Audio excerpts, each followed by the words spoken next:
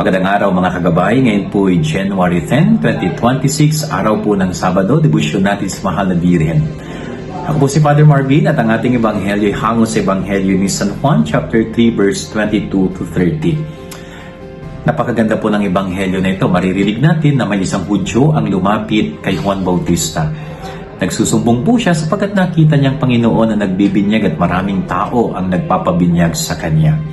Pero napakaganda po ng sagot ni Juan Bautista.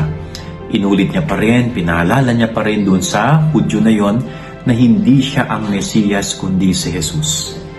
Kaya nararapat lamang na ang mga tao ay pumunta kay Jesus upang makatanggap ng binyag na ibinibigay ng ating Panginoon.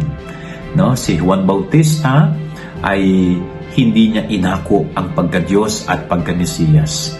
Siya'y nanatiling mapagkumbaba, itinuro pa rin niya si Jesus ang Mesiyas. Ganyan din po sana ang maging ugali natin katulad ni Juan Bautista. Huwag nating iniaangat at itinataas ang ating sarili liban sa Diyos. Sapagkat tanging ang Diyos ang Mesiyas, tanging ang Diyos ang may kapangyarihan, tanging ang Diyos ang talagang may kakayanan sa lahat. Hindi tayo Diyos. Huwag natin ikumpara ang ating sarili. Hindi tayo Diyos, hindi tayo Panginoon. Kaya si Jesus dapat palaging ating itinuturo.